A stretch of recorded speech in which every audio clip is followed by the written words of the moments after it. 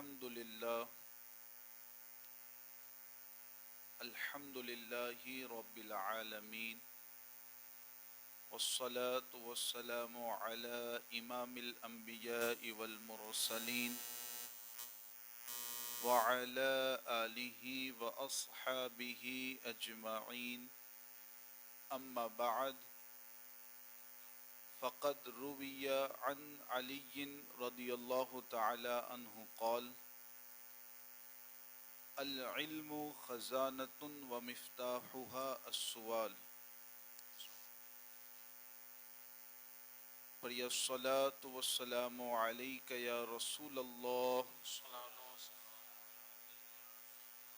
الصلاة والسلام علیک یا خاتم النبیین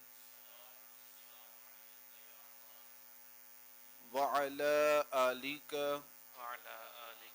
واصحابک یا شفیع المذنبین. محترم سامعین کرام،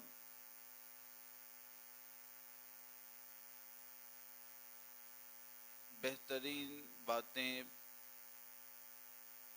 آپ نے مجھ سے پہلے حضرت علامہ ظہیر مصباحی صاحب قبلہ مد ظلہ العالی سے سماعت فرمائی. میں سوالات و جوابات کے سلسلے کو جلدی سے شروع کرنا چاہوں گا، اس لیے تمہید کی طرف نہ جاتے ہوئے حضرت علی رضی اللہ تعالی عنہ کا ایک قول آپ تک پہنچا دیتا ہوں. آپ ذرا غور کریں کہ حضرت علی رضی اللہ تعالی عنہ، جن کو حضور علیہ الصلاۃ والسلام نے بابو مدینۃ العلم بتایا گئے، وہ کیا فرماتے گئے، اور ہمیں اپنی حالت پر بھی اس ارشاد کو سننے کے بعد غور کر لینا گئے. کیا ہم حضرت علی رضی اللہ تعالیٰ عنہ کے اس ارشاد پر مکمل طریقے سے عمل پیرا ہے یا نہیں؟ آپ فرماتے گئے العلم خزانۃ ومفتاحها السؤال. حضرت علی فرماتے ہیں کہ علم ایک خزانہ گئے، اور اس خزانے کی چابی، اس خزانے کی کنجی سوال کرنا گئے. سبحان اللہ.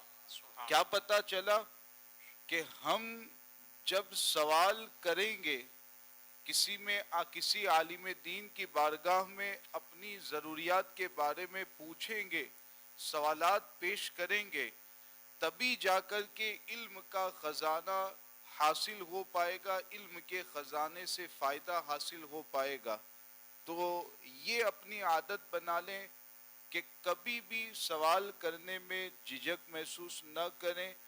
اپنے محلے کے امام صاحب سے، اپنے یہاں کے عالم دین سے، اپنے یہاں کے مفتی شرع سے کوئی بھی معاملہ آپ پوچھنا چاہتے گئے، بلا جھجک آپ ضرور سوال کر لیا کریں.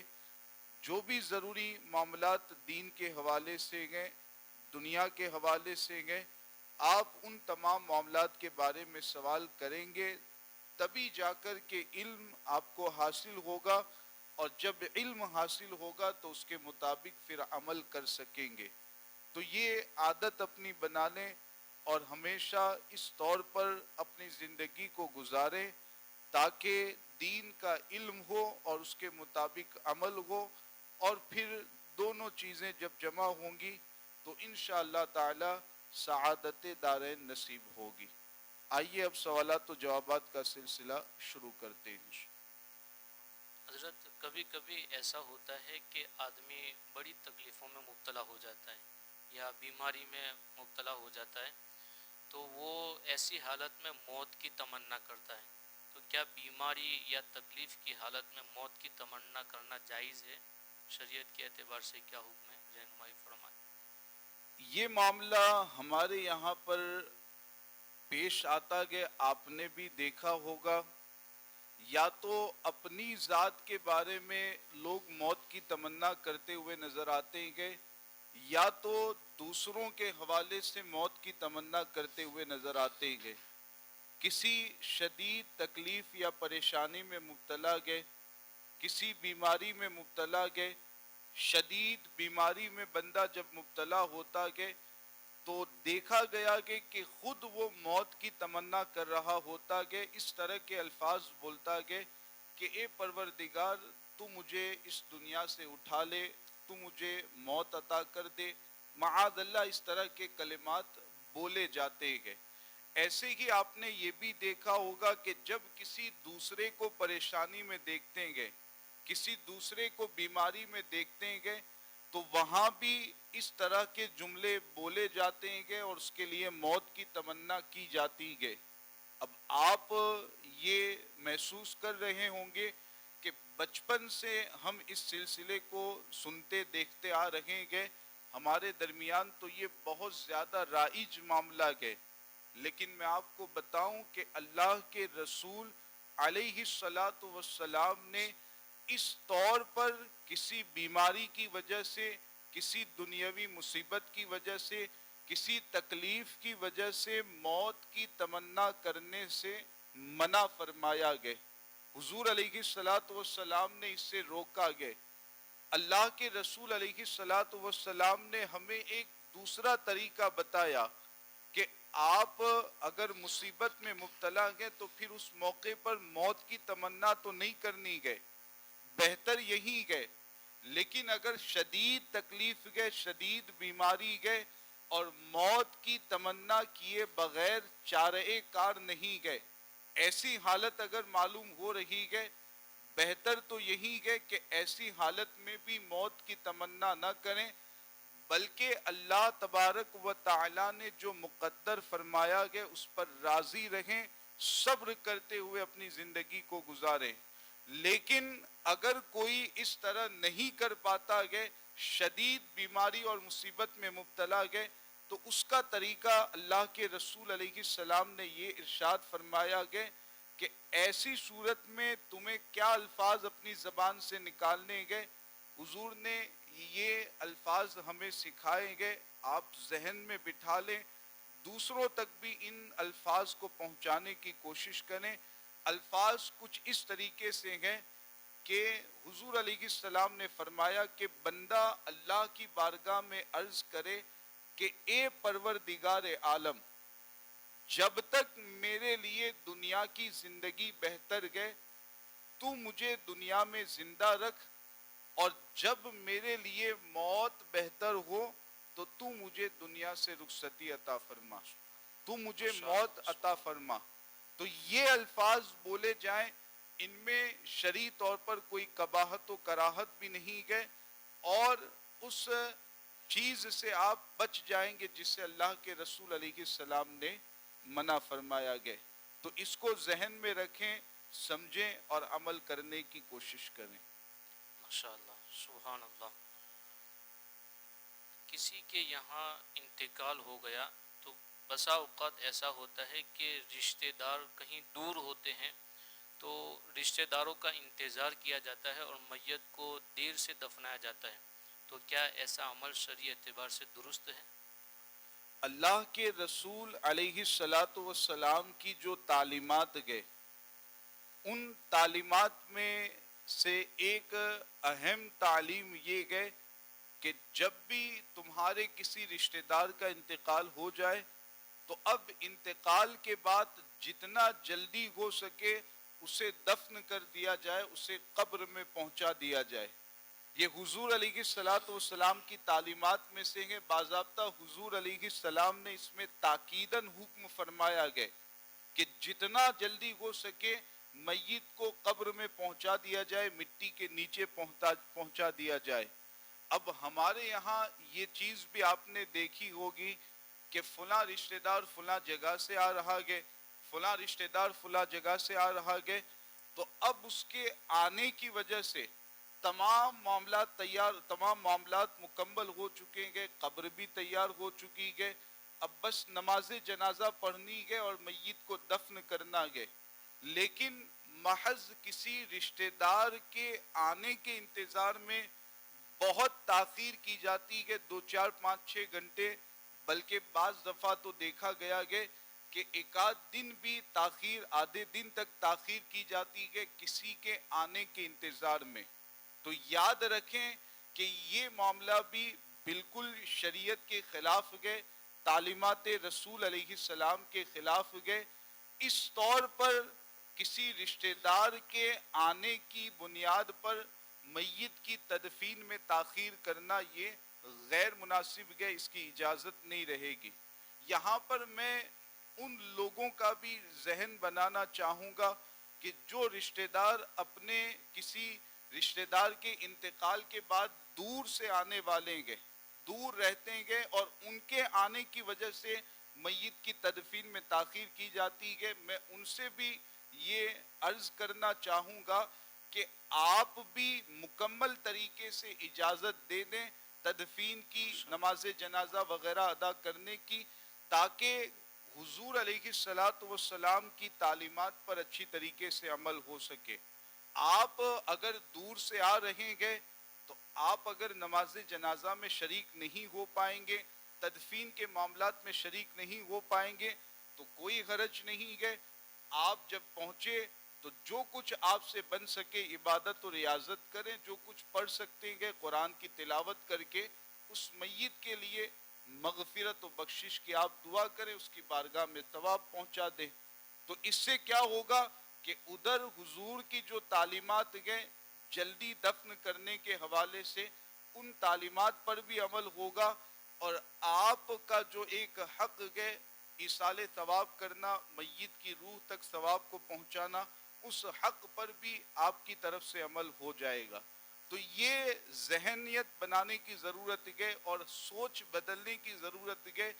ہمیں اس طور پر اپنا ذہن بنانا ہے کہ زندگی کا کوئی بھی معاملہ ہو، زندگی کا کوئی بھی مرحلہ ہو، چاہے خوشی کا موقع ہو یا غم کا موقع ہو، چاہے تکلیف کا موقع ہو یا آرام کا موقع ہو، ہمیشہ ہمیں شریعت کے احکام کو آگے رکھنا ہے اور شریعت کے احکام کی پابندی کرنی ہے. ہمارے یہاں یہ چیز بڑی عام ہوتی جا رہی ہے.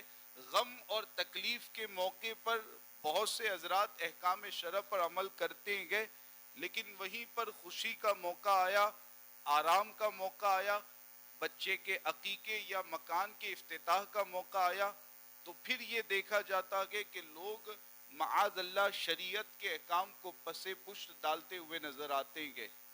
نکاح کے موقع پر آپ دیکھ لیں کہ ہمارے یہاں پر جب نکاح ہوتا ہے، شادی کی تقریب ہوتی ہے، آپ اچھی طریقے سے جانتے ہیں کہ نکاح یہ کیا ہے. حضور علیہ السلام کی عظیم سنتوں میں سے ایک عظیم سنت کریمہ ہے، آپ اچھی طرح جانتے ہیں. لیکن اسی نکاح کے موقع پر ہمارے یہاں کس قدر گناہ کے کام انجام دیے جاتے ہیں، رسم و رواج کے نام پر، سماج کے نام پر، ذات برادری کے نام پر. آپ ان سے ناواقف نہیں ہوں گے. تو آپ اس طرح کا ذہن بنائیں اپنے گھر والوں کا، اپنے اہل و عیال کا، اپنے رشتہ داروں کا، آس پڑوس کا، کہ ہمیں ہر موقع پر شریعت کو آگے رکھنا ہے، احکام شرع کو آگے رکھنا ہے. خوشی اور غم ہر موقع پر ہمیں وہی کرنا ہے جو اللہ کے رسول علیہ السلام نے ہمیں بتایا ہے.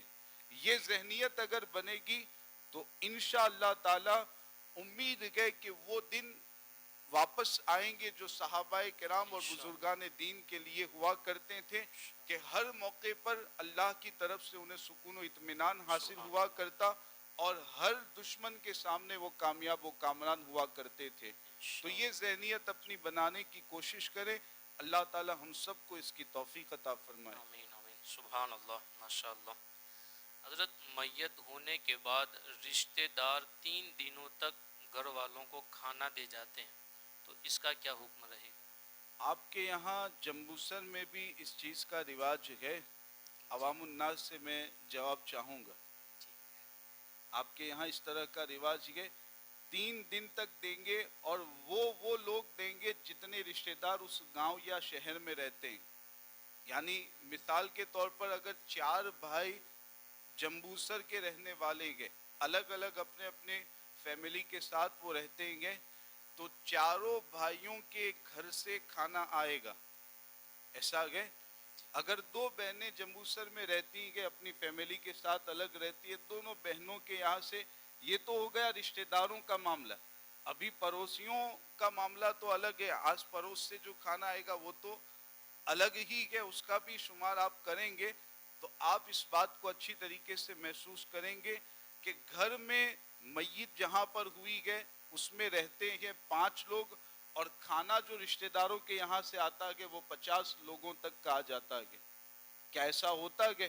جی رشتہ داروں کے یہاں سے کھانا آتا ہے, ایک رشتہ دار کھانا بھیجے گا تو 5 لوگوں کے اعتبار سے ہی بیچتا ہے. ایسے 10 رشتہ دار بھیجیں گے تو وہ سب گھر کے افراد کی تعداد کے اعتبار سے بیچتے ہیں. اب اس میں خرابی کیا ہوتی ہے آپ جانتے ہیں, وہ 2 4 5 افراد جو میت کے گھر کے ہیں وہ تو ویسے ہی کچھ کھا نہیں پاتے ہیں, اگر کھاتے بھی گئے تھوڑا بہت کھا لیتے ہیں, لیکن باقی جو زائد کھانا بھیجا جاتا ہے یہ دیکھا گیا ہے کہ پھر وہ زائد کھانا یا تو کچھ بعد میں استعمال ہو گیا تو ٹھیک ہے ورنہ پھر وہ کھانا پھینکنے میں جاتا ہے, ضائع اور برباد ہوتا ہے. تو یہ چیز ہمارے یہاں پر ایک رواج کے طور پر بنتی جا رہی ہے, بلکہ رواج بن چکا ہے کہ اگر 10 رشتہ دار ہیں تو 10 رشتہ دار پر یہ لازم سمجھا جاتا ہے کہ وہ میت والے گھر کھانا پہنچائیں گے 3 دنوں تک. اگر آس پڑوس کے لوگ ہیں تو لازم سمجھتے ہیں کہ کھانا پہنچانا ضروری ہے, اگر نہیں پہنچائیں گے تو میت کے رشتہ دار برا مان جائیں گے اور باتیں بھی کریں گے کہ فلاں کے یہاں سے کھانا نہیں آیا, فلاں کے یہاں سے ہمارے یہاں پر کھانا نہیں پہنچا. اب یہاں بھی جیسے میں نے آپ کو بتایا کہ اسلام کی تعلیمات کو ہمیں دیکھنا کہ اسلام کی تعلیمات یہ ہے, شریعت کے احکامات میں سے یہ ہے کہ پہلے دن جب کسی رشتہ دار کا انتقال ہوا گیا کسی گھر میں تو اب آپ کو کیا کرنا ہے, چونکہ پہلے دن ان کی حالت و کیفیت یہ ہوتی ہے غم میں مبتلا ہوتے ہیں, غمگین ہوتے ہیں, تو ان کے لیے اپنے گھر پر کھانا پکانا کھانے کا انتظام کرنا یہ غم کی بنیاد پر مشکل ہوا کرتا ہے. تو اس لیے شریعت نے اور اسلام نے ہمیں یہ تعلیم دی ہے کہ جو دیگر رشتہ دار گئے وہ ان کی ضرورت کے اعتبار سے کھانا لے جائیں اور جتنا ہو سکے ان کو کھلانے کی کوشش کرے. یہ پہلے دن چونکہ غم زیادہ ہوتا ہے اس لیے اسلام کی تعلیمات میں سے گئے. اب بہت زیادہ کھانا پہنچانا جس کی بنیاد پر وہ کھانا ضائع اور برباد ہو یہ بالکل غلط ہے. لہذا اس رواج کو بدلیں اور شریعت کے خلاف جو رواج ہو کہ جس کی بنیاد پر شریعت کے خلاف کسی چیز پر عمل کرنا لازم آتا ہو اس رواج کو ضرور بھی ضرور بدلیں. ضرورت پر کھانا پہنچایا جائے, بہت زیادہ پہنچانا یہ مناسب نہیں ہے, اس کی جگہ پر آپ فقیروں ضرورت مندوں تک وہ کھانا پہنچا دیں گے اور اس کا جو ثواب ہوگا وہ میت کی روح تک انشاءاللہ تعالی پہنچ جائے گا. تو یہ بھی ایک رواج ہے جس کو بدلنے کی سخت ضرورت ہے. ماشاءاللہ سبحان اللہ سبحان اللہ انشاءاللہ. حضرت میت کے گھر والے جو تیجے دسویں وغیرہ کا کھانا کھلاتے ہیں, بلکہ کبھی کبھی ایسا ہوتا ہے کہ جس دن میت ہوتی ہے اس دن بھی کھانا بنایا جاتا ہے, تو اس کا حکم کیا رہے گا؟ اس کے حکم کو واضح کرنا میں اس لیے بھی ضروری سمجھتا ہوں کہ یہ معاملہ اس طرح کا ہے کہ اس میں 2 طرح کے خیالات لوگوں میں پائے جاتے ہیں. اب آپ ذرا سوچئے گا اور اپنے آس پڑوس کے لوگوں کے جو خیالات کے اپنے خیالات کے ان پر توجہ رکھیے گا. پہلا خیال تو بعض لوگوں کا اس طرح کا پایا جاتا ہے کہ یہ میت جس دن ہوئی گئے انتقال جس دن کسی کا ہوا گئے اس دن جو کھانا کھلایا جاتا ہے یا تیسرے دن 10ویں دن 40ویں دن یا برسی کے موقع پر جو کھانا میت کے گھر والوں کی طرف سے کھلایا جاتا ہے ایک خیال تو لوگوں کے ذہنوں میں یہ پایا جاتا ہے کہ سمجھتے ہیں کہ یہ کھانا کھانا بالکل جائز ہی نہیں ہے. اگر رشتہ دار پہنچیں گے اور وہ میت کے گھر والوں کی طرف سے ان کو بلایا جائے کہ کھانے کا بھی انتظام کہ آپ کھانا کھا کے جائیں, تو ہم نے تو دیکھا کہ آپس میں لوگ باتیں کرتے ہیں کہ یہ ایک غلط چیز ہے جس کو یہ لوگ دعوت کے طور, یہ غلط ہے, کھانے کی طرف دعوت بلا رہیں گے, دعوت دے رہیں گے, اور اس طرح کی باتیں کرتے ہوئے لوگ نظر آتے ہیں اور اس کھانے سے بہت زیادہ دور رہنے کی کوشش کرتے ہیں. کیوں؟ اس لیے کہ ذہنوں میں یہی خیال ہوتا ہے کہ یہ کھانا تو جائز ہی نہیں ہے, حرام ہے, صرف فقیروں کے لیے اس کے کھانے کی اجازت ہے. تو ایک تصور تو یہ پایا جاتا ہے. اب دوسرا تصور جو ہمارے یہاں پر ہے وہ یہ بھی ہے کہ باضابطہ اس کھانے کو شادیوں کی طرح خوشی کا اظہار کرتے ہوئے جی اور خوشی کا کے طور پر ان کھانوں کو کھلایا جاتا ہے کہ 10ویں کا, تیجے کا, 40ویں کا جو بھی کھانا ہو تو خوشیوں کا اظہار کرتے ہوئے کھلاتے ہیں لوگ. تو ایک تصور اور ایک خیال یہ پایا جاتا ہے. اب یہاں پر دونوں صورتوں کو بالکل اچھی طریقے سے اپنے ذہنوں میں واضح کر لیں.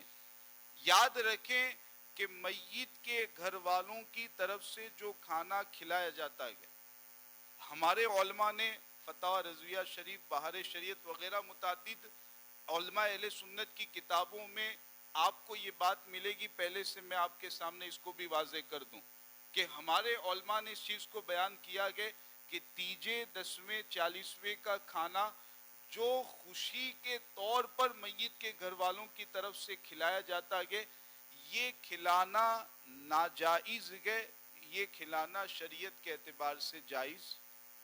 لیکن اس پر غور کرے گا کہ خوشی کے طور پر دعوت جیسے شادیوں کے موقع پر ہوتی ہے, جیسے عقیقے کے موقع پر ہوتی ہے, ویسے خوشی کا اظہار کرتے ہوئے اگر میت کے گھر والے کھلاتے ہیں تو یہ کھلانا, کھانا نہیں, کھلانا یہ ناجائز ہے, شریعت کے اعتبار سے یہ جائز. وجہ اس کی یہ ہے کہ یہ خوشی کا موقع نہیں ہے بلکہ یہ تو غم کا موقع ہے, لہذا خوشی کا اظہار کرتے ہوئے اس طور پر کھلانے سے روکا گیا ہے. ایک چیز یہ ذہن میں بٹھا لیں آپ نے. اب اس میں دوسری چیز کہ اگر میت کے گھر والے ایصال ثواب کی نیت سے کھلا رہے ہیں, یعنی نیت یہ ہے کہ لوگ رشتہ دار آئیں گے, دیگر حضرات آئیں گے, وہ کھائیں گے, فاتحہ خوانی ہوگی, نیاز کے طور پر کھانا رکھا جائے گا, اس پر فاتحہ دی جائے گی, پھر لوگوں کو ہم کھلائیں گے, لوگ کھائیں گے تو ثواب ملے گا, وہی ثواب میت کی روح کو پہنچا دیا جائے گا. یہ مطلب ہوا ایصال ثواب کا. تو ایصال ثواب کے طور پر اگر کھلاتے ہیں میت کے گھر والے تو یاد رکھیں کہ یہ کھانا امیر کے لیے, مالدار کے لیے بھی کھانا جائز ہے, فقیر کے لیے بھی کھانا جائز ہے. ہاں بہتر یہ ہے کہ جتنا ہو سکے فقیروں کو کھلایا جائے, بہتر یہ ہے جتنا ہو سکے فقیروں کو کھلائے. کیوں؟ اس لیے کہ فقیر کو کھلانے میں زیادہ ثواب ہے, مالدار کو کھلانے میں اس کی بنسبت کم ثواب ہے. تو جتنا ہو سکے فقیروں کو کھلائیں گے تو وہ زیادہ ثواب ملے گا, میت کی روح تک زیادہ ثواب پہنچا سکیں گے. لیکن ایسا نہیں ہے کہ مالداروں کے لیے کھانا جائز ہی نہیں ہے اور مالدار بالکل اس کو نہیں کھا سکتے, اگرچہ ایصال ثواب کی نیت سے کھلائیں, نیاز کے طور پر کھلائیں, یہ سوچ بھی غلط ہے. حضرت اچھی طریقے سے جانتے ہیں کہ اس طرح کی سوچ رکھنے والے, اس طرح کا ایک معاملہ پیش آیا گیا کہ جو ان کی طرف سے انگلی بھی اٹھائی گئی اور اس طرح کا اعتراض بھی کیا گیا. کیوں؟ اس غلط سوچ کی وجہ سے, جو سوچ خلاف شرع تھی, شریعت کے خلاف تھی, اس کی وجہ سے اس طرح کی بات ایک بڑے عالم دین کے حوالے سے کی گئی کہ ان کے والد صاحب کا انتقال ہوا تو وہ تو 40ویں کے موقع پر کھانا کھلا رہیں گے اور اس کی دعوت دے رہیں گے, وہ فاتحہ خوانی کی دعوت دے رہیں گے, کھانے کی بھی دعوت دے رہیں گے, اور یہ تو ناجائز و حرام ہے. ایک بڑے عالم دین کے حوالے سے اس طرح کا اعتراض کس نے کیا؟ جاہل عوام میں سے ایک شخص نے. وجہ کیا؟ وہی جو بچپن سے لے کے 55 تک جو سوچ رہی ذہن میں کہ اس طرح کا کھانا جائز ہی نہیں ہے، یہ سوچ رہی، حالانکہ بالکل شریعت کے یہ خلاف سوچ گئے. میں نے بتایا ایصال ثواب کی نیت سے کھلاتے ہیں گھر والے، تو اس صورت میں اس کھانے کو امیر بھی کھا سکتے ہیں، فقیر بھی کھا سکتے ہیں. زیادہ سے زیادہ فقیروں کو کھلانا بہتر ہے تاکہ ثواب زیادہ ملے، زیادہ ثواب میت کی روح تک پہنچایا جا سکے. تو یہ پوری وضاحت میں نے کرنا مناسب سمجھا، اور میں نے یہ بھی بتا دیا کہ کتابوں میں ہے موجود کہ یہ چیز منع گئے، لیکن کس سے روکا گیا؟ خوشی کے طور پر دعوت کرنا، خوشی کے طور پر کھلانا، اس سے روکا گیا ہے. یہ بھی آپ اپنے ذہنوں میں محفوظ کر لیں. ماشاء اللہ، سبحان اللہ، سبحان اللہ. حضرت، میت کو نہلاتے وقت میت کا کتنا بدن دیکھنے کی اجازت رہے گی؟ یہ ایک بہت اہم معاملے کے حوالے سے پوچھا گیا کہ آپ میں سے جو حضرات میت کے غسل کے وقت حاضر رہتے ہیں، میت کے غسل کے وقت پہنچتے ہیں، ہمارے علماء حضرات تو اس بات کو جانتے ہوں گے کہ عوام کی طرف سے اس معاملے میں بہت زیادہ بے احتیاطی کی جاتی ہے. خاص طور سے جب غسل دینے کا موقع آتا ہے یا اس کے بدن پر خوشبو لگانے کا موقع آتا ہے، تو ستر پوشی کا جو لحاظ رکھنا چاہیے وہ لحاظ عوام کی طرف سے نہیں رکھا جاتا. میں آپ کو بتا دوں کہ جیسے زندہ مردوں اور زندہ عورتوں کے ستر کا معاملہ ہے، ویسے ہی بالکل مردہ مردوں اور مردہ عورتوں کے ستر کا بھی معاملہ ہے. یعنی مرد میں آپ جانتے ہیں کہ ناف سے لے کر، گجراتی میں جس کو دوتی کہتے ہیں، ناف سے لے کر کے گھٹنے کے نیچے تک یہ جو پورا بیچ والا حصہ ہے، یہ مردوں میں ستر کا حصہ کہا جاتا ہے، جس کو نماز کی حالت میں بھی چھپانا ضروری ہے، نماز کے باہر بھی چھپانا ضروری ہے. بغیر ضرورت کے اتنے حصے کو کسی کے سامنے، بلکہ تنہائی میں بھی کھولنا منع ہے بغیر ضرورت کے. تو یہ چیز آپ جانتے ہی ہیں. بالکل ایسا ہی معاملہ میت کے حوالے سے بھی ہے کہ میت کا یہ جو حصہ ہے ناف سے لے کے گھٹنے تک کے نیچے تک والا، اگر مرد ہے تو اتنا حصہ یہ ستر کا حصہ مانا جاتا ہے. اس کو بھی غسل کے وقت، کفن پہنانے کے وقت، دفنانے کے وقت دیکھنے کی اجازت نہیں ہے، بلکہ اس پر بھی ستر پوشی کرنا اور اس کے ستر کا لحاظ رکھنا ضروری ہوتا ہے. تو یہ ہمارے یہاں پر جب غسل دینے کا معاملہ ہوتا ہے، خوشبو لگانے کا معاملہ ہوتا ہے، تو جاہل عوام کی طرف سے بے احتیاطی کی جاتی ہے. آپ اس مسئلے کو ذہن میں رکھیں. علماء کرام سے بھی گزارش ہے کہ جب بھی غسل دینے کا موقع آئے تو پہلے ہی آپ اعلان کر دیں، جتنے حضرات موجود ہیں ان سب کو پہلے ہی بتا دیں کہ ان احکام پر پابندی سے عمل کرنا کے لہٰذا ان کا خیال رکھیں. ماشاءاللہ، سبحان اللہ. حضرت، قبرستان میں کھانا پینا کیسا ہے؟ قبرستان میں خاص طور سے جو قبر کھودنے والے حضرات ہوتے ہیں ان کے ساتھ یہ معاملہ زیادہ پیش آتا ہے. دیکھا بھی گیا کہ پوچھنے والے ہم سے پوچھتے بھی ہیں کہ جب وہ قبر کھودنے کے لیے جاتے ہیں تو معاملہ یہ ہوتا ہے کہ وہیں پر قبر کھود رکھیں گے، اسی حالت میں ناشتہ بھی ہوتا ہے، کھانا پینا بھی ہوتا ہے، ہنسی مذاق بھی کرنے والے لوگ کرتے ہیں. حالانکہ شریعت کے اعتبار سے اگر آپ مجھ سے پوچھیں گے کہ شریعت اس کے حوالے سے کیا کہتی ہے، تو تعلیمات شرع کی روشنی میں اگر آپ کو بتاؤں تو یہی بتاؤں گا کہ قبرستان میں کھانا پینا، قبرستان میں ہنسی مذاق کرنا، قبرستان میں فضول باتیں کرنا، یہ سخت منع ہے. شریعت نے سختی سے اس سے منع کیا گیا. قبر کھودنے کے وقت بھی ہو سکتا ہے آپ میں سے کوئی ایسا مسلمان بھائی ہو یا جو آن لائن سننے والے ہوں گے یا سنیں گے، ان میں سے کوئی ایسا مسلمان بھائی ہو کہ وہ قبر کھودنے کے وقت حاضر رہتا ہو اور قبر کھودنے کی خدمت انجام دیتا ہو. یقیناً یہ بہت بڑا ثواب کا کام ہے. میت کے لیے قبر کھودنا بہت بڑا ثواب کا کام ہے، لیکن اگر قبرستان میں ہم جائیں گے اس طرح کے کام کریں گے تو ثواب کی جگہ پر ہو سکتا ہے کہ ہم یا تو گناہ میں مبتلا ہو جائیں یا برے کام میں مبتلا ہو جائیں. تو اس لیے اس کا لحاظ رکھیں. قبر کھودتے وقت بھی ان حضرات سے گزارش ہے کہ وہ اس کا لحاظ رکھیں، مختصر وقت قبرستان کے باہر آ جائیں، قبرستان کے کنارے کوئی کمرہ بنا کے وہاں آ جائیں، ناشتہ وغیرہ سے فارغ ہو لیں، پھر اس کے بعد قبر کھودنے میں مصروف ہو جائے. ویسے ہی اگر آپ قبرستان میں جاتے ہیں کسی کے انتقال کے وقت یا عام دنوں میں، تو وہاں جا کر کے فضول باتیں کرنے، کھانے پینے، ہنسی مذاق کرنے سے مکمل طریقے سے اپنے آپ کو دور رکھیں.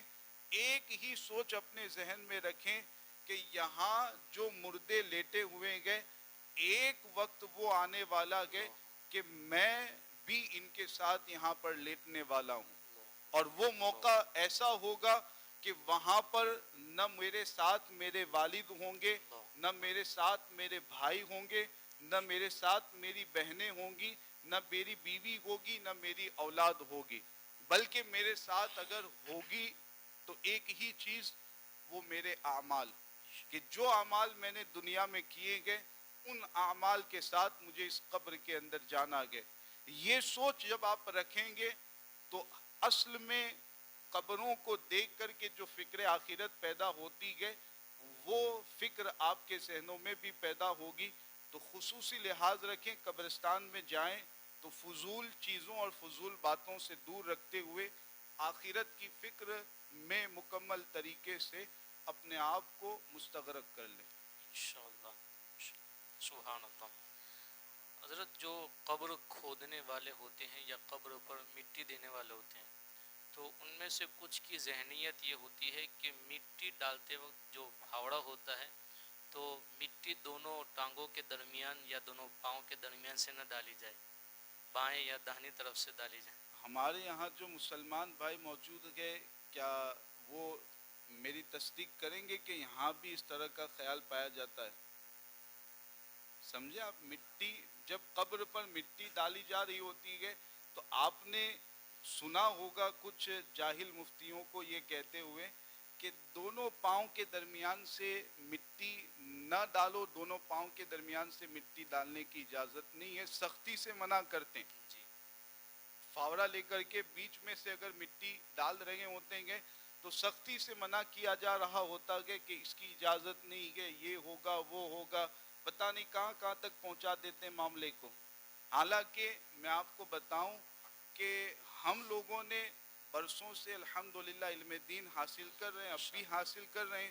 کسی حدیث کی کتاب میں، کسی روایت میں، کسی فقہ کی کتاب میں، کسی تفسیر کی کتاب میں اس طرح کا کوئی مسئلہ اور معاملہ نہیں پڑھا گیا.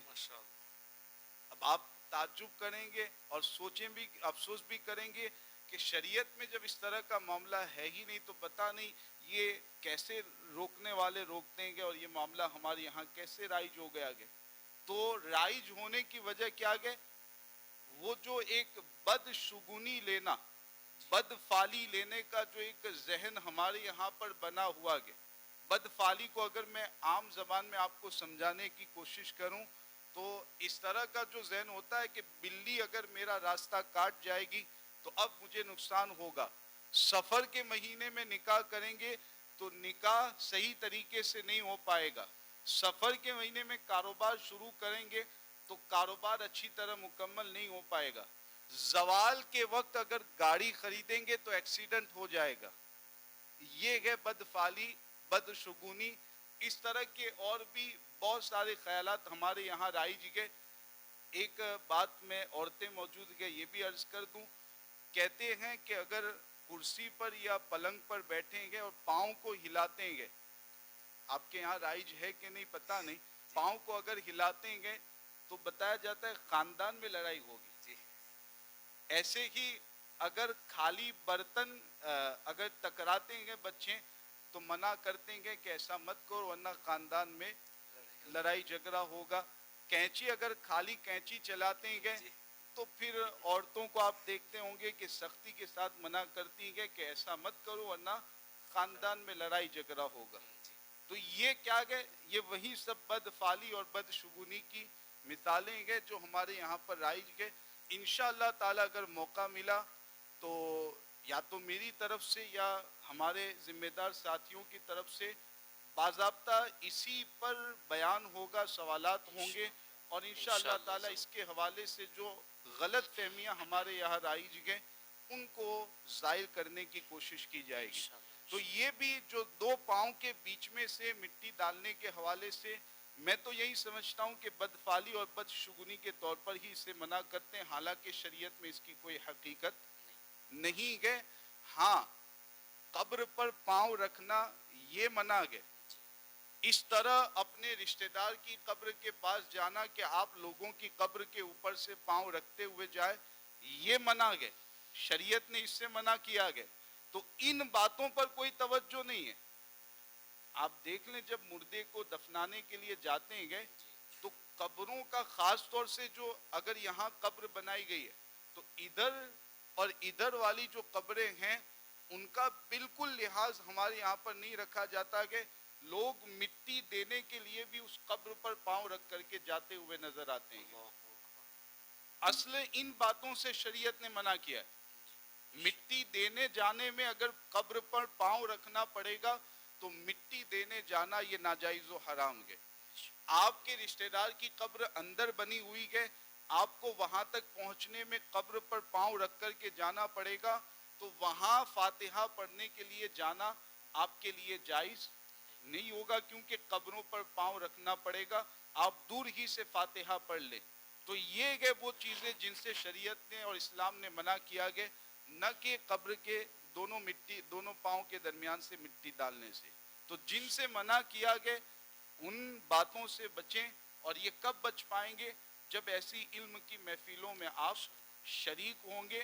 آپ کو آج بہت سی باتیں جاننے کو ملی کہ یہ قینچی چلانے والا، پاؤں لٹکا کر کے بیٹھنے والا، اور اس کے علاوہ سفر کے مہینے میں نکاح کرنا، زوال کے وقت گاڑی خریدنا، یہ سب چیزیں غلط گئے. یہ باتیں آپ نے بہت سی نئی باتیں جانی گئے. انشاءاللہ آپ اس پر عمل بھی کریں گے، دوسروں تک بھی پہنچائیں گے. تو ایسی محفلوں میں آپ شریک ہوں گے تو ایک وہ وقت آئے گا کہ تمام ضروریات دین کا علم آپ حاصل کر لیں گے اور انشاءاللہ پھر اس کے مطابق عمل کریں گے. سبحان اللہ، سبحان اللہ، ماشاءاللہ. حضرت قبرستان میں چپل پہن کر جانا کیسا ہے؟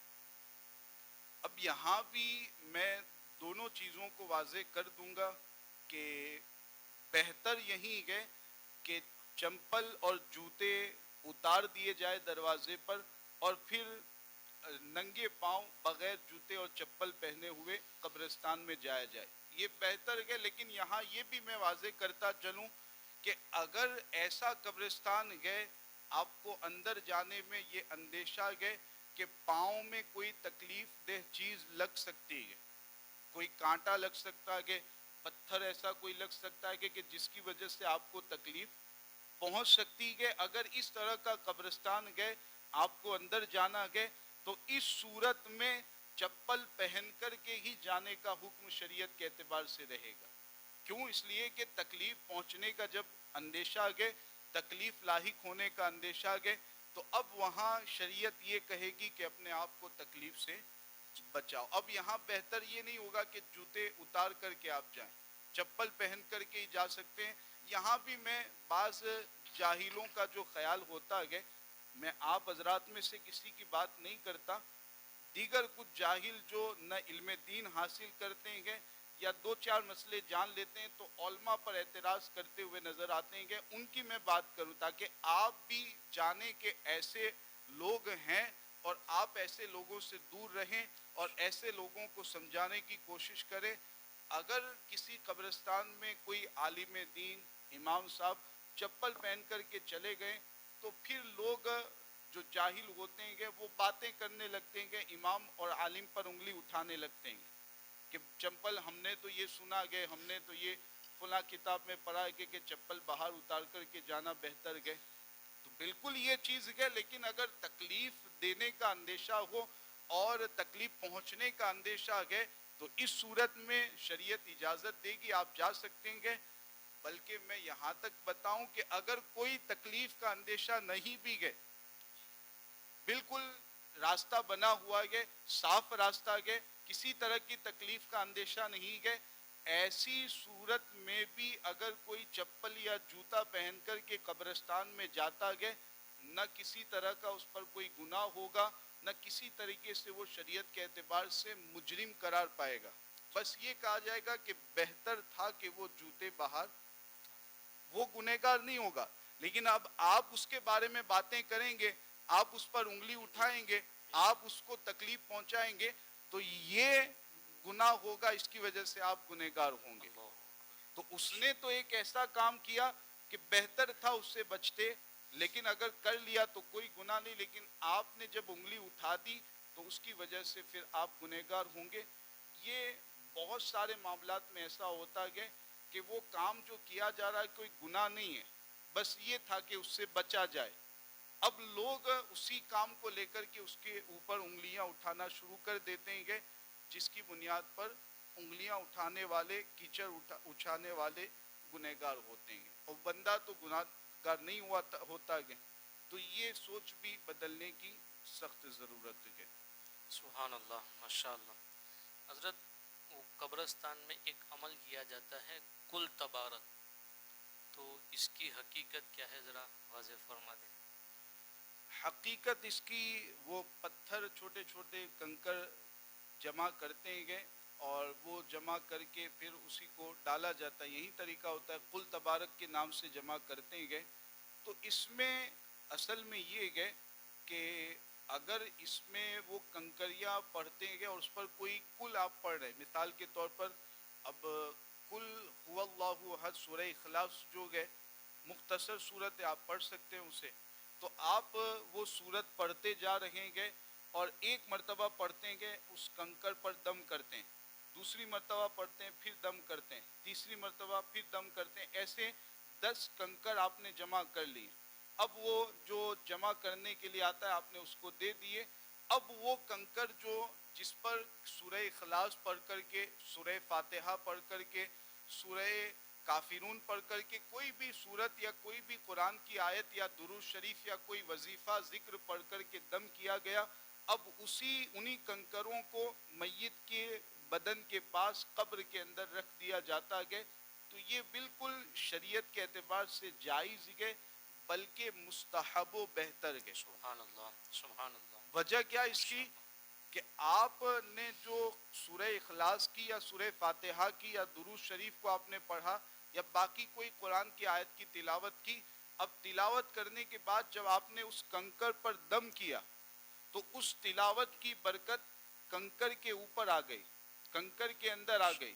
اب وہی کنکر جب میت کے بدن کے پاس پہنچے گا تو اللہ رب العزت کے حکم سے اس کنکر پر جو دم کیا گیا کہ قرآن کی تلاوت کر کے، تو اس دم کی برکت سے میت کے روح کو فائدہ پہنچے گا. سبحان اللہ، سبحان تو یہ اللہ. بالکل اچھی چیز ہے، بہتر چیز ہے.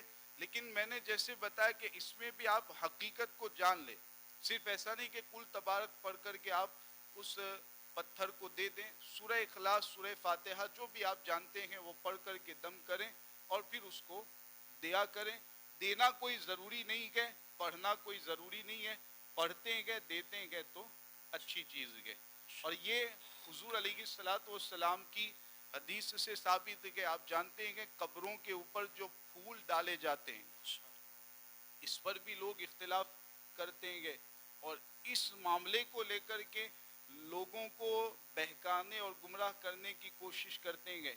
حالانکہ آپ اگر جانتے ہو اس کی حقیقت اور حکمت کو تو آپ کہیں گے کہ میں 10 روپے کے پھول لاتا ہوں، دوسرے دن آپ یہ اعتماد یہ عزم و ارادہ کریں گے کہ میں 20 روپے کے پھول لا کر کے قبر پر ڈالوں گا.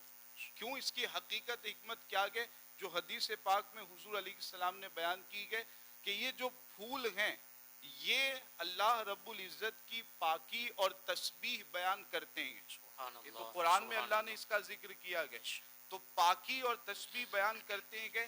اب جب قبر کے اوپر آپ پھول رکھیں گے تو اس سے فائدہ یہ ہوگا کہ وہ پھول جو پاکی بیان کر رہے ہیں، جو اللہ کی تسبیح بیان کر رہے ہیں، اس تسبیح کے ذریعہ میت کو فائدہ پہنچے گا، میت کی روح کو فائدہ پہنچے گا۔ اگر گنہگار گئے، اللہ نے چاہا تو اس تسبیح کی برکت سے اللہ تعالیٰ اس کے گناہ کو معاف فرما دیں، اس کی مغفرت و بخشش کر دیں۔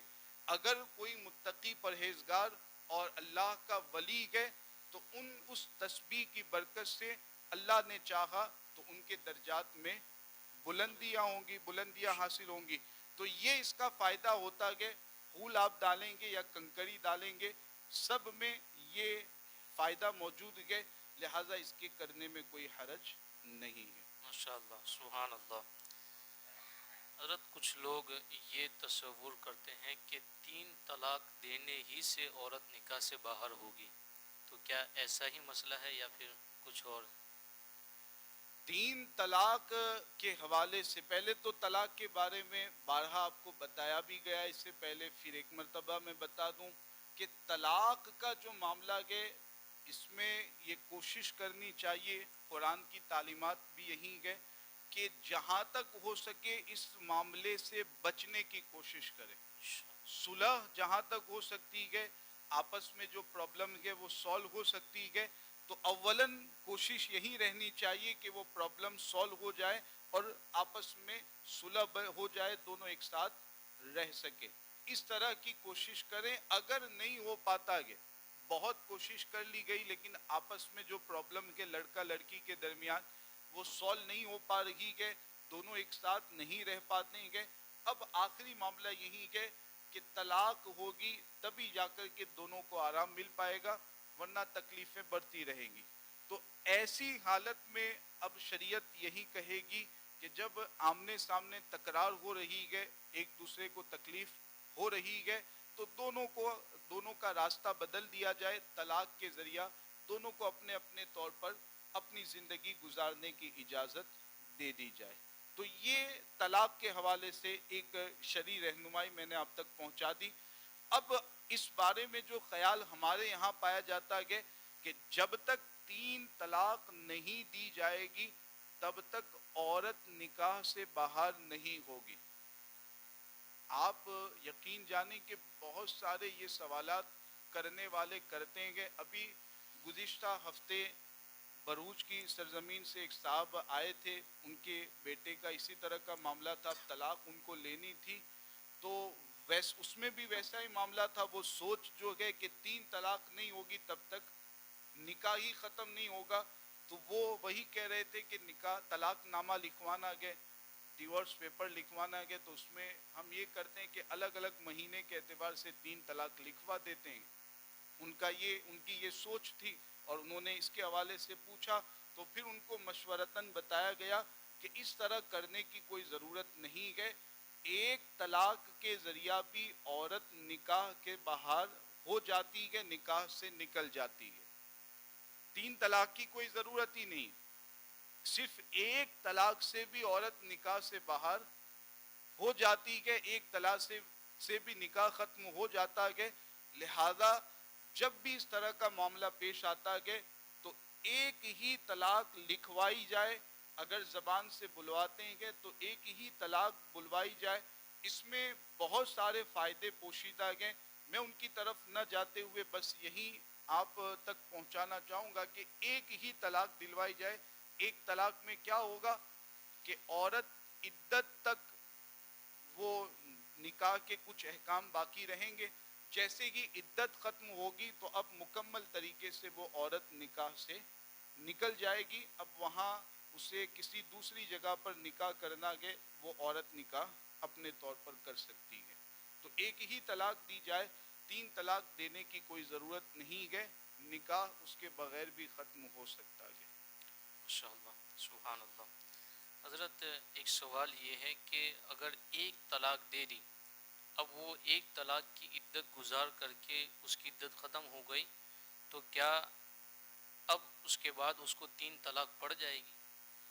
یہ بھی سوالات پوچھے جاتے ہیں، بلکہ بعض اہل علم کی طرف سے بھی اس طرح کے سوالات ہوتے ہیں کہ ایک طلاق دی گئی، اب عورت عدت گزار رہی ہے، جیسے ہی عدت ختم ہوئی تو باقی جو 2 طلاقیں ہیں وہ بھی پڑ جائے گی، یعنی 3 طلاق اب ہو جائے گی۔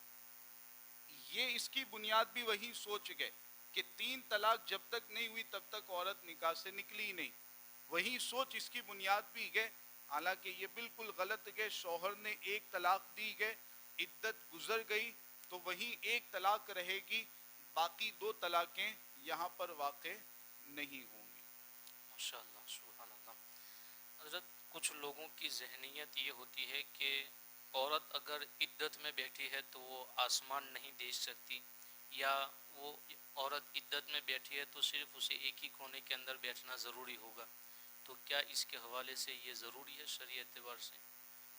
میں اپنی اسلامی ماؤں اور بہنوں کی بھی خاص توجہ اس پر چاہوں گا.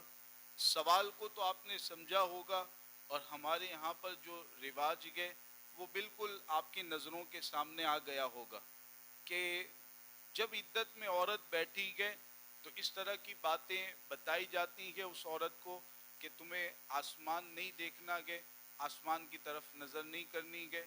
ویسے ہی ایک کونے میں ایک کمرے میں تمہیں الگ سے بیٹھے رہنا گئے, عدت اسی طور پر تمہیں گزارنی گئے. حالانکہ شریعت کے احکامات میں اس طرح کی کوئی بات ہمیں نظر نہیں آتی ہے. شریعت نے بس اتنا حکم دیا گیا کہ جس مکان میں عورت اپنے شوہر کے ساتھ رہتی تھی اس مکان میں اسے رہنا گئے. اب وہ مکان اگر 2 کمرے والا گئے تو دونوں کمروں میں اسے آنے جانے کی اجازت رہے گی. 4 کمرے والا مکان گئے, چاروں کمروں میں اسے آنے جانے کی اجازت ہوگی. 2 منزلہ مکان گئے, وہ اپنے شوہر کے ساتھ اسی مکان میں دونوں منزل والے مکان میں رہتی تھی تو دونوں منزل میں اسے اوپر نیچے آنے جانے کی اجازت رہتی ہے. تو یہ سوچ غلط ہے کہ ایک کونے میں بیٹھ کر کے ایک کمرے میں بیٹھ کر کے ہی عدت گزارنی ہے. ایسا نہیں ہے. جس مکان میں شوہر کے ساتھ رہتی تھی اسی مکان میں اسے عدت گزارنی ہے. وہ مکان کتنا بھی لمبا چوڑا ہو اس میں اسے مکمل آگے پیچھے اوپر نیچے جانے کی اجازت رہے گی. تو ایک تو یہ سوچ غلط ہے. دوسری سوچ کہ آسمان نہیں دیکھ سکتی عدت کی حالت میں, یہ بھی غلط ہے. آسمان نہیں دیکھ سکتی ایسا کوئی حکم نہیں ہے. ہاں بغیر ضرورت کے وہ اس مکان سے باہر نہیں نکل سکتی.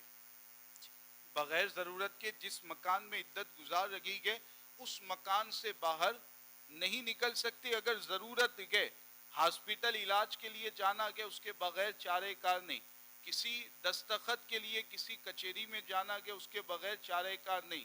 اس طرح کی اگر ضرورت ہے کہ عورت کو باہر نکلنا ہی پڑے گا تو ایسی حالت میں اب شریعت اجازت دیتی ہے کہ جتنی ضرورت ہے اتنی دیر تک وہ باہر جائے, ضرورت ختم کرنے کے بعد واپس اس مکان میں آ کر کے عدت گزارنے لگے. تو آسمان نہیں دیکھ سکتی یہ سوچ غلط ہے. ماشاءاللہ سبحان جی اللہ. اچھا سوال کیا ہمارے مسلمان بھائی, کیا نام ہے ان کا؟ سید اشتیاق. ماشاء اللہ سید صاحب قبلہ نے اچھا سوال کیا کہ عدت کا ٹائم کیا رہتا ہے, عدت کی مدت شریعت کے اعتبار سے کیا رہتی. میں گزارش کروں گا کہ تھوڑی سی توجہ کے ساتھ آپ اس کو سنیں, عورتیں بھی توجہ کے ساتھ سنیں. آپ جانتے ہیں کہ نکاح ختم ہونے کی 2 صورتیں ہوتی ہیں. ایک صورت تو یہ ہوتی ہے جس میں شوہر زندہ ہے اور اپنی بیوی کو طلاق دے رہا ہے, ایک صورت تو یہ بنتی ہے. ایک صورت نکاح ختم ہونے کی یہ بنتی ہے کہ شوہر کا انتقال ہو گیا, شوہر کا انتقال ہو گیا, اس کی وجہ سے اب نکاح ختم ہو گیا, بس کچھ احکام کے اعتبار سے نکاح عدت تک باقی ہے. تو یہ 2 صورتیں ہیں, دونوں کی عدت کا معاملہ الگ الگ ہے. اب دونوں میں پہلی صورت تو آپ یہ ذہن میں رکھ لیں کہ اگر عورت پریگننٹ ہے, پیٹ میں بچہ گئے, شوہر نے اسے طلاق دی, طلاق ہو جائے گی. عورت پریگننٹ گئے, شوہر کا انتقال ہوا تو اس صورت میں بھی نکاح ختم ہوگا, اب عدت شروع ہو جائے گی. تو چاہے شوہر نے طلاق دی یا چاہے شوہر کا انتقال ہوا, عورت اگر پریگننٹ گئے تو اس کی عدت قرآن کریم میں یہ بیان کی گئی ہے کہ جب تک پریگننسی باقی ہے, جب تک بچے کی ولادت نہیں ہوتی تب تک وہ عدت میں رہے گی. جیسے ہی بچے کی ولادت ہوگی, پریگننسی ختم ہوگی, تو وہ عدت سے, اس کا کوئی وقت مقرر نہیں ہے. 2 دن میں اگر بچہ پیدا ہو گیا, 2 دن میں اس کی عدت ختم. 2 مہینے میں اگر بچہ پیدا ہوا, 2 مہینے میں اس کی عدت ختم ہوگی. تو چاہے طلاق دی یا چاہے شوہر کا انتقال ہوا, اگر عورت پریگننٹ گئے تو اس کی یہ عدت ایک صورت ہو گئی. اب اگر عورت پریگننٹ نہیں گئے تو پھر طلاق اور موت کی عدت الگ الگ ہوتی ہے. موت کی عدت تو یہ ہوتی کہ عورت پریگننٹ نہیں گئے تو موت کی عدت کے بارے میں حکم یہ ہے کہ اسلامی مہینے کی پہلی تاریخ کو اگر شوہر کا انتقال ہوا, اسلامی مہینے کی پہلی تاریخ کو شوہر کا انتقال ہوا, تو موت کی عدت کیا گئے 4 مہینہ اور 10 دن, اس کو مکمل عدت میں رہنا گئے. وہ 4 مہینے کیسے؟ اسلامی مہینوں کے اعتبار سے 4 مہینے, اسلامی مہینوں کے اعتبار سے 4 مہینے اور 10 دن وہ عدت میں رہے گی. اور اگر اسلامی مہینے کی پہلی تاریخ کے علاوہ کسی اور تاریخ میں شوہر کا انتقال ہوا تو مکمل 130 دن تک وہ عدت میں رہے گی. اب مہینے اس میں نہیں گننے, 130 دن تک وہ عدت میں رہے گی. یہ ہو گیا موت کی عدت کا معاملہ جبکہ عورت پریگننٹ نہ ہو. اب طلاق کی عدت کا معاملہ یہ ہے کہ عورت پریگننٹ نہیں گئے, شوہر نے طلاق دی گئے, تو اب اگر اس عورت کو حیض اور پیریڈ کا خون آ رہا ہے, اس کی عمر ایسی ہے کہ ابھی اس کو حیض اور پیریڈ کا خون آتا گئے, آ رہا گئے, تو اب اس کی عدت کا معاملہ یہ ہے کہ طلاق کے بعد 3 حیض کے خون آنے تک, 3 پیریڈ آنے تک وہ عدت میں رہے گی. جیسے ہی تیسرا پیریڈ ختم ہوگا, تیسری مرتبہ حیض کا خون آنا بند ہوگا, تو وہ نکاح سے, وہ عدت سے باہر ہو جائے گی. اگر حیض کا خون آتا ہے تو یہ عدت. اگر مان لیجئے کہ حیض کا خون اب اسے نہیں آتا ہے, 55 سال 60 سال سے زیادہ عمر ہو گئی ہے, اب حیض کا خون آنا اسے بند ہو گیا, یا ابھی بہت چھوٹی عمر ہے, حیض کا خون اور پیریڈ کا خون آنا اسے شروع ہی نہیں ہوا اور شوہر نے طلاق دی, تو اس کی عدت کا معاملہ یہ ہوتا ہے کہ وہ 3 مہینے تک عدت میں رہے گی. اسلامی مہینوں کے اعتبار سے اگر پہلی تاریخ کو طلاق ہوئی تو اسلامی مہینوں کے اعتبار سے 3 مہینے, اور پہلی تاریخ کے علاوہ طلاق ہوئی تو مکمل 90 دن تک وہ عدت میں رہے گی. اگر حیض کا خون آنا یا تو بند ہو گیا یا آنا ابھی شروع ہی نہیں ہوا گیا. تو یہ دونوں کی الگ الگ صورتیں میں نے بتا دی. امید ہے کہ آپ سمجھ چکے ہوں گے. اگر اس کے بارے میں کوئی سوال کرنا چاہیں تو آپ پوچھ سکتے ہیں.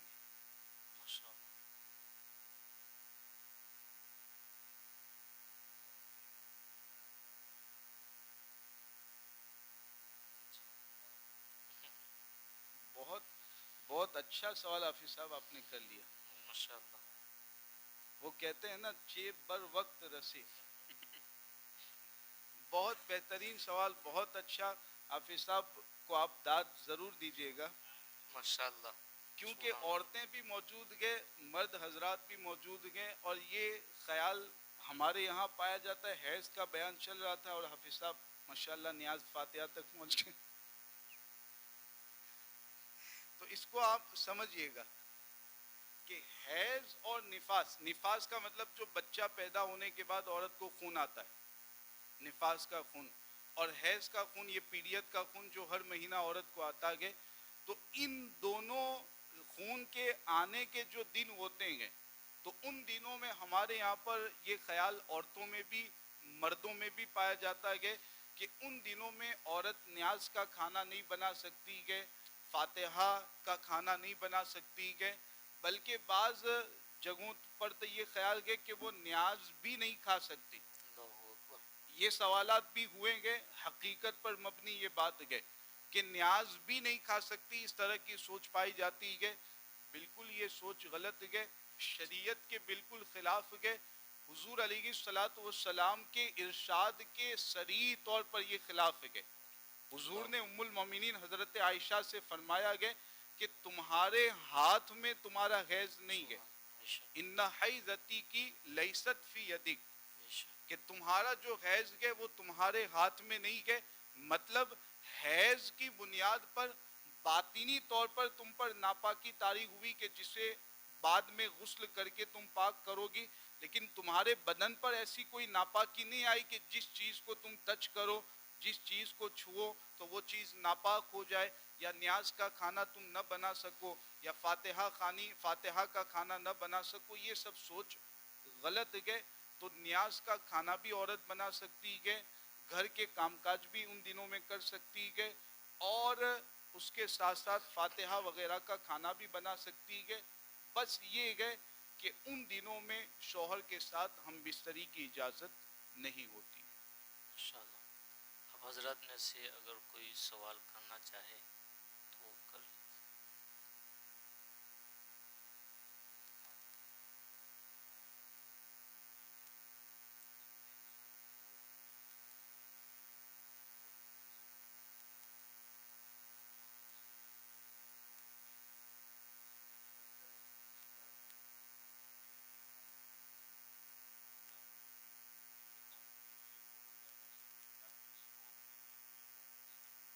ہاں، کسی اور کے لیے بھی اس کے کرنے کی اجازت رہے گی. اس طرح کی ممانعت یہاں نہیں ہوگی جو پہلے والی تمنا کے حوالے سے بتایا گیا ہے. کسی اور کے لیے بھی اس طرح کی بات کہی جا سکتی ہے، کوئی اس میں حرج نہیں ہے. حضرت ایک سوال، نکاح میں کم سے کم کتنا مہر ہونا چاہیے؟ یہ سوال دیکھیے ماشاءاللہ، طلاق کا ہوا پھر نکاح کا، یعنی یہ طریقہ بھی آپ کو بتا رہا ہے کہ جہاں تک ہو سکے نکاح کو باقی رکھنا ہے. طلاق تو مسائل آپ جان لے وہ اچھی بات ہے، لیکن نکاح کو جہاں تک ہو سکے باقی رکھیں. عورتیں بھی بیٹھی ہوئی ہیں، میں حدیث پاک کی روشنی میں ایک بات عرض کر دوں، عورتیں بھی دیکھیں اپنا ذہن بنائے، مرد حضرات بھی اپنا ذہن بنائے. آپ جانتے ہیں کہ جھوٹ بولنا یہ کتنا بڑا گناہ ہے گناہ جھوٹ بولنا. رحمت کے فرشتے دور ہو جاتے ہیں، دور چلے جاتے ہیں، اور بھی اللہ رب العزت کی لعنت وغیرہ بہت سی وعیدیں اس کے حوالے سے نازل ہوئی ہیں. لیکن حضور علیہ السلام کے ارشاد کی روشنی میں آپ کو بتاؤں کہ اگر کوئی شوہر اپنی بیوی کو خوش کرنا چاہتا ہے، دیکھیے بہت اسلام بہت پیارا، بہت آسان اور بہت نرمی والا مذہب ہے. سبحان اللہ. کیا کہہ رہا ہے اسلام؟ کہ اگر کوئی شوہر اپنی بیوی کو خوش کرنا چاہتا ہے تو اس حالت میں اگر وہ جھوٹ بولے گا اس نیت سے، تو یہ جھوٹ بولنا اس کے لیے گناہ نہیں ہوگا، بلکہ یہ اس کے لیے ثواب کا کام ہو جائے گا. ماشاءاللہ. سبحان اللہ. یہ ہے اسلام کی سبحان تعلیمات. اللہ. آج جو رشتے ختم ہوتے جا رہے ہیں، طلاقیں واقع ہوتی جا رہی ہیں، مرد و عورت کے درمیان تعلقات بگڑتے جا رہے ہیں، بنیادی اور اصلی اس کی وجہ یہ ہے کہ اسلام کی تعلیمات ہی ہمیں نہیں پتہ ہے. ہم تو یہ ہوتا ہے کہ ذرا سی بات پر لڑائی جھگڑا کرنا شروع کر دیتے ہیں. عورتوں کی طرف سے بھی یہ معاملہ ہے، مردوں کی طرف سے بھی یہ معاملہ ہے. حالانکہ اسلام نے یہاں تک ہم کو اجازت دی کہ اگر خوش کرنا ہے تو جھوٹ بول کر کے بھی آپ خوش کر سکتے ہیں. اس میں آپ کے لیے کوئی گناہ نہیں، بلکہ یہ عین ثواب کا کام ہے. غور تو کریں آپ کی یہ اسلام کی تعلیمات ہے. اور ہم کس قدر اسلام، یعنی دنیاوی معاملات میں بھی ہمیں شریعت کے احکام نہیں معلوم، نہ دینی معاملات میں ہم شریعت کے احکام سے واقف گئے. نماز کیسے پڑھنی ہے، زکوٰۃ کے ضروری مسائل کیا، روزے کے ضروری مسائل، ہم میں سے بہت سے ایسے ہیں کہ ان کو نہیں جانتے. اور ایسے ہی دنیاوی معاملات، نکاح، طلاق، لین دین کرنا وغیرہ معاملات میں بھی ہمیں شریعت کے احکام سے واقفیت نہیں ہے. تو نکاح کے بارے میں جو پوچھا گیا کہ میں نے اس بات کو بطور افادہ آپ تک پہنچایا. اب جو اصل سوال ہے اس کا جواب کہ نکاح میں کم سے کم مہر کتنا ہونا چاہیے، تو ہم حنفیوں کے اعتبار سے جو حدیث رسول میں بتایا گیا اس اعتبار سے ہمارے نزدیک جو مہر کی ایک تعداد بتائی گئی ہے مقررہ تعداد، کم سے کم مہر کی تعداد ہے تقریباً 33 گرام چاندی یا اتنی مالیت کے روپے پیسے یا اتنی مالیت کا کوئی سامان. کتنا؟ 33. 33، جس کو گجراتی میں کہتے ہیں تقریباً 33 گرام چاندی. ابھی اگر آپ اس کا مارکیٹ ویلو کے اعتبار سے بھاؤ دیکھیں گے میرے خیال سے 2100 2200 2300 کے قریب قیمت بنے گی.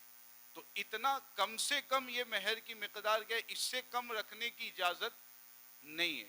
لیکن اب یہاں یہ بھی ذہن میں رکھے حضور علیہ السلام نے اس کو بھی اپنے فعل کے ذریعہ بھی اپنے قول کے ذریعہ بھی ہم تک اس کو پہنچایا گیا کہ کم سے کم مہر کی تو یہ مقدار ہے، لیکن زیادہ سے زیادہ تم اپنی حیثیت اور استطاعت کے اعتبار سے جتنا بھی رکھو گے اس میں تمہارے لیے فائدہ اور بہتری ہے.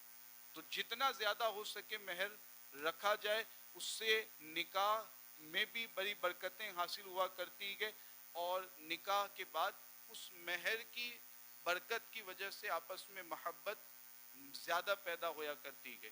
تو آپ کم سے کم جو مقدار بتائی گئی 33 گرام چاندی یا اس کے برابر روپے پیسے زیادہ سے زیادہ اپنی استطاعت کے مطابق جتنا ہو سکے رکھیں.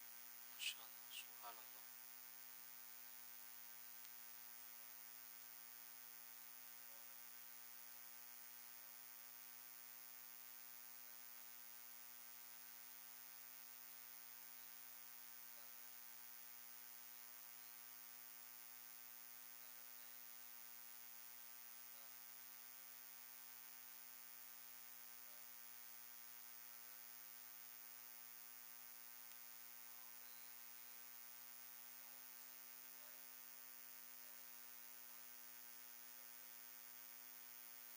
وہ کام ہو گیا. عورتیں مطمئن رہیں، سوال کو آپ تک پہنچا دیا جائے گا. اس سے پہلے ایک اچھی بات میرے ذہن میں آئی ہے.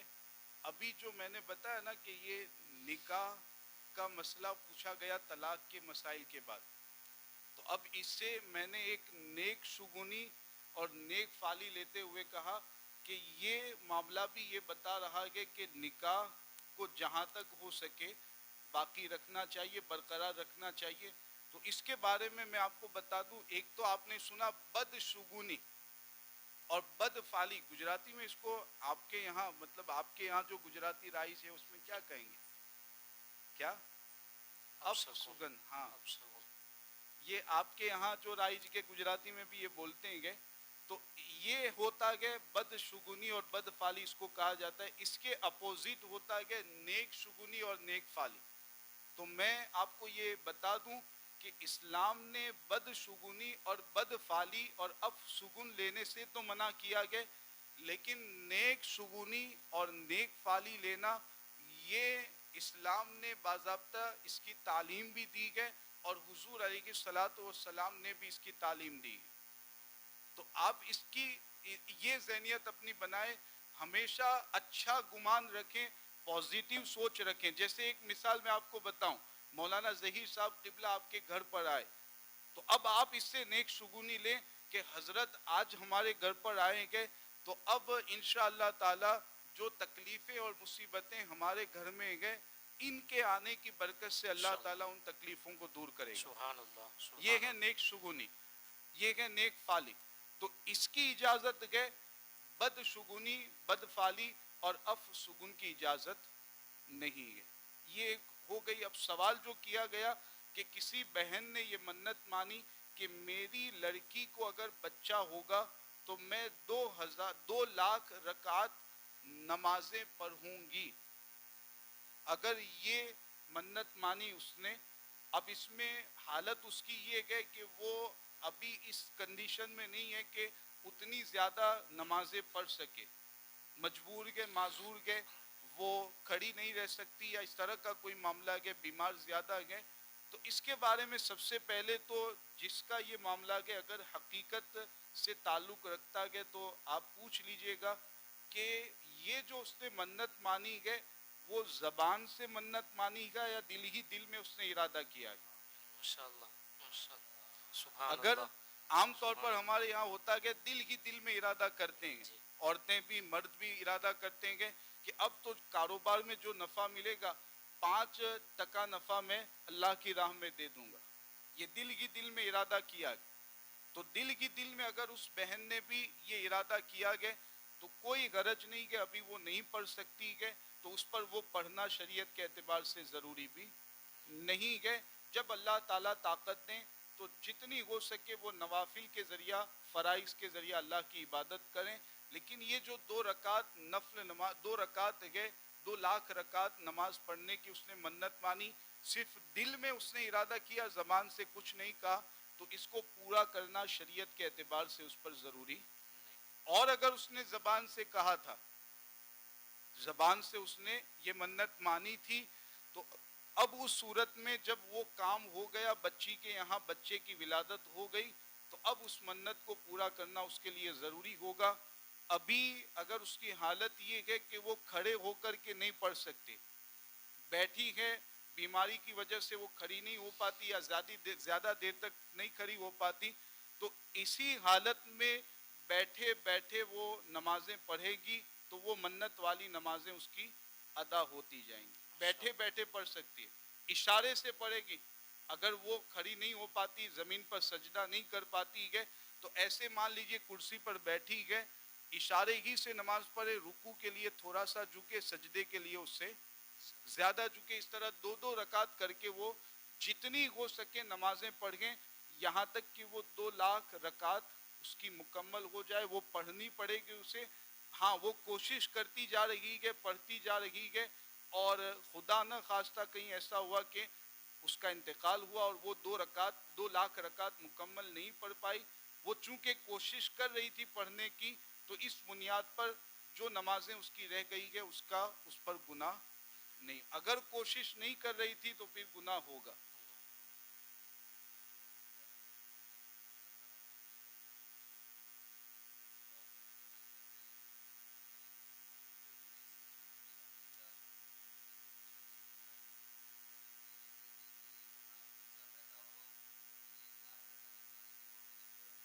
اللہ اللہ. بڑی بڑی متقیہ پرہیزگار معلوم ہوتی ہے ماشاءاللہ.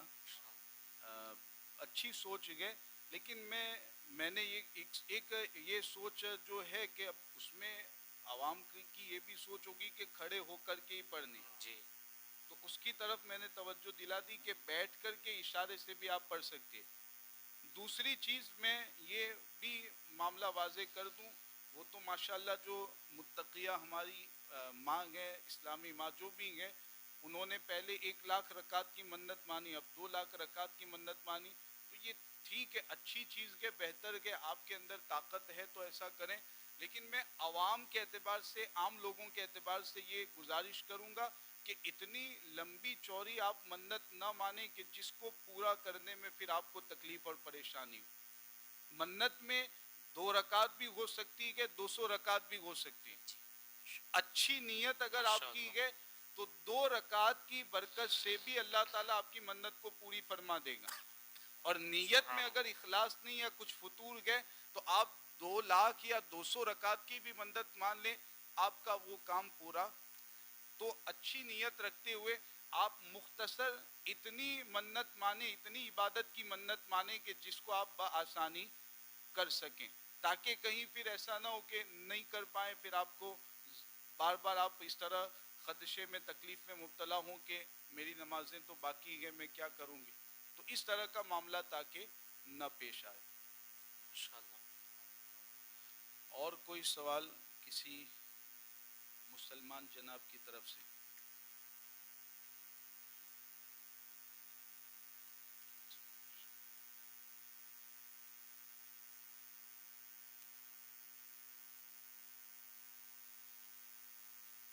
اس کے حوالے سے تو اب میں حضرت نے بھی جیسے بتایا، بارہا بتایا بھی جاتا ہے، اور اب ہم اپنی بات اگر کریں گے نماز کی پابندی کے حوالے سے، تو ممکن ہے کہ ہماری بات عوام کے ذہن میں اور ان کے دلوں میں نہ اترے.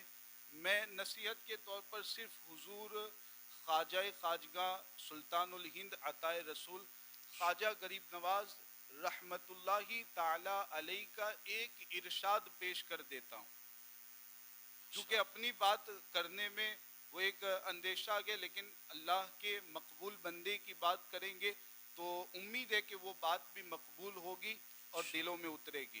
تو ہم جو خواجہ خواجگاہ کا عرس مناتے ہیں، اللہ کا بے حد شکر ہے کہ اللہ نے ہمیں عرس منانے والوں میں سے رکھا گیا۔ سبحان اللہ، سبحان عرس اللہ، منانے والے ہی حقیقت میں اہل سنت و جماعت ہیں۔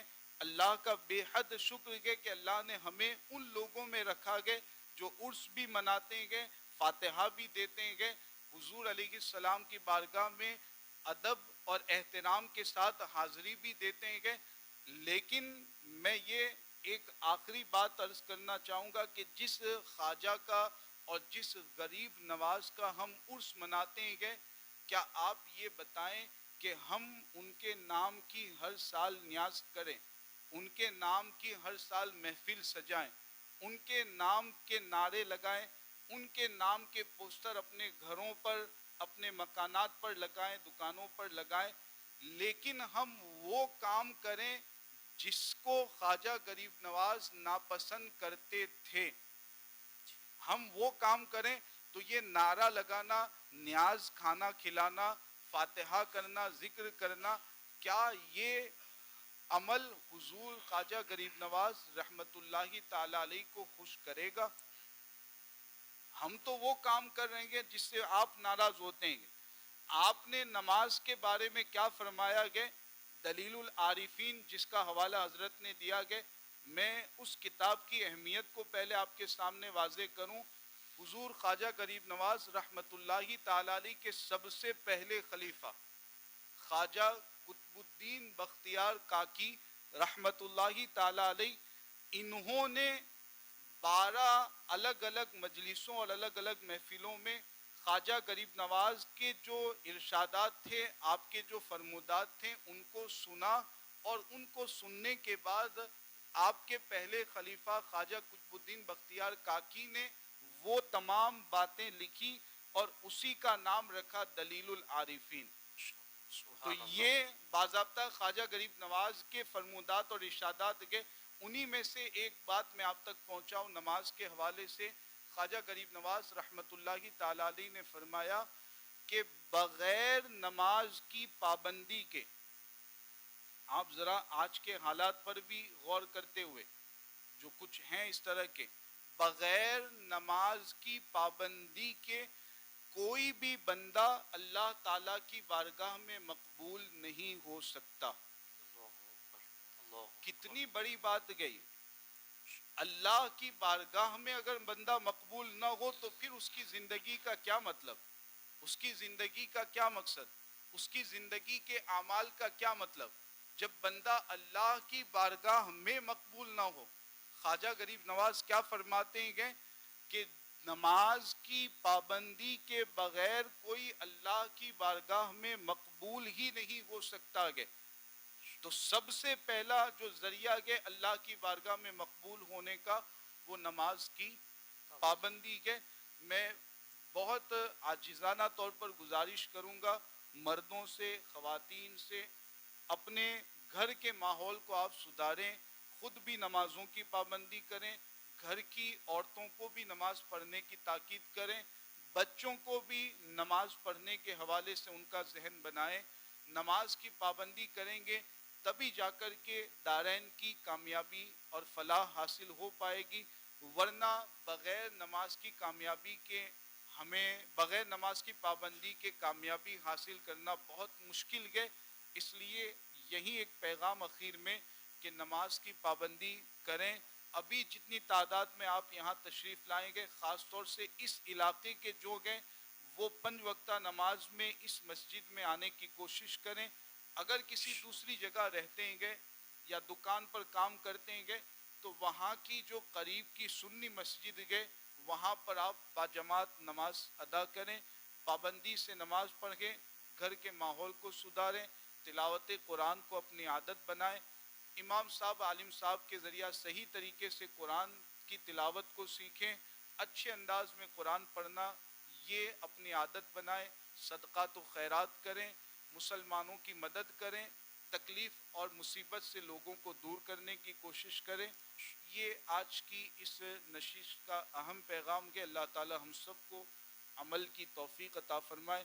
جو کچھ باتیں بیان کی گئی پروردگار عالم ان سب باتوں پر مجھے آپ سب کو عمل کی توفیق عطا فرمائے۔ آمین اللہ رب العزت شریعت و سنت کی پابندی کرتے ہوئے زندگی گزارنے کی توفیق عطا فرمائے، علم دین حاصل کرنے اور اس پر عمل کرنے کی توفیق عطا فرمائے۔ آمین اللہم ربنا تقبل منا انک انت السمیع العلیم وتب علینا انک انت التواب الرحیم وما توفیقی الا باللہ۔ السلام علیکم ورحمۃ اللہ۔ وعلیکم السلام